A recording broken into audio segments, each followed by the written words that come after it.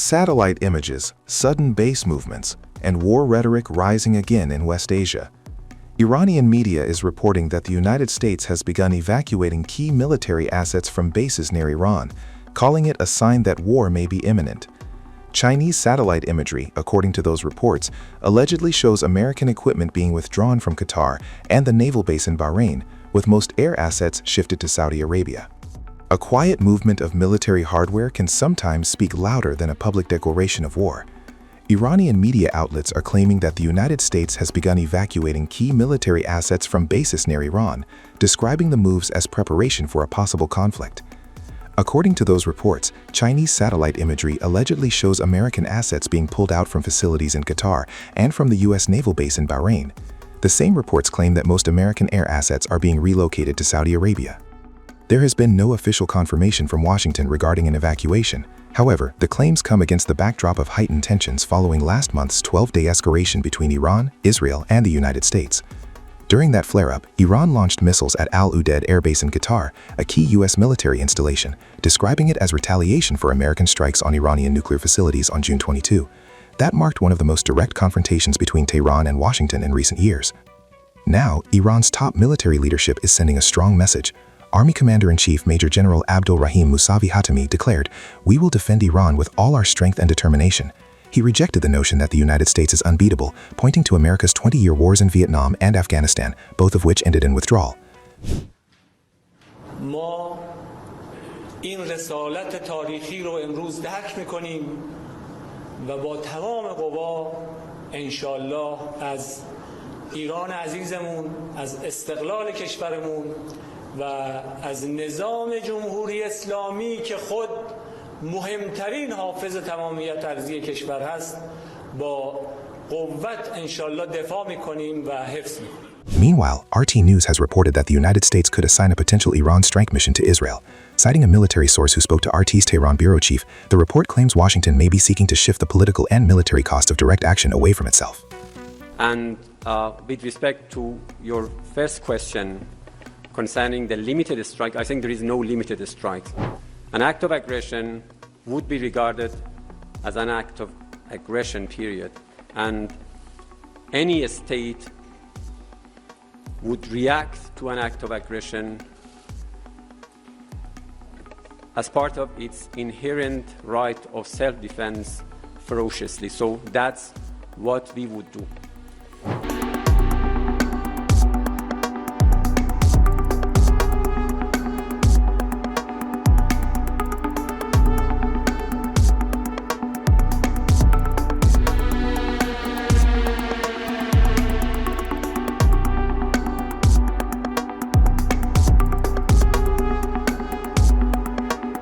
A direct message from Tehran. Iran's foreign ministry spokesman Ismail Bakai has declared that any U.S. attack, even a limited strike, would be considered an act of aggression. His remarks come after President Donald Trump said he was considering possible limited military action. Tehran's position is clear. Any strike, no matter how calibrated, would trigger a response. At the same time, reports suggest multiple countries have advised their citizens to leave Iran amid fears of possible U.S. strikes in the coming days. While there has been no formal announcement of imminent action, the advisory signals growing international concern that tensions could tip into open confrontation. Satellite images now reveal what analysts describe as a significant shift in Iran's air defense posture. Fresh imagery indicates that Iran has redeployed its long-range S-300 PMU-2 air defense systems closer to key strategic zones, including near Tehran and the city of Isfahan. These systems are designed to intercept aircraft and incoming missiles at extended ranges, forming a protective shield over critical infrastructure. The redeployment suggests heightened alert levels. Isfahan, home to important nuclear and military facilities, holds particular strategic value. Reinforcing air defenses there sends a message. Iran is preparing for the possibility of aerial or missile strikes. Meanwhile, attention is turning toward U.S. force posture in the region. RT News claims this is the biggest Pentagon buildup at Iran's door since the 2003 Iraq invasion. That comparison is striking. The 2003 mobilization marked one of the largest American military deployments in modern history. Whether the scale today matches that era is debated, but the optics are powerful. One location under scrutiny is Sultan Air Base. Historically, the base has served as a strategic logistics and launch hub for U.S. operations in the Gulf. Increased activity there is being interpreted by some observers as forward positioning rather than routine movement. Washington has not publicly framed it as an offensive staging ground. And yet, amid these military signals, diplomacy is not off the table. The United States and Iran are scheduled to hold another round of nuclear talks in Geneva on Thursday. Oman's foreign minister, Badr al-Busaidi, has confirmed the meeting.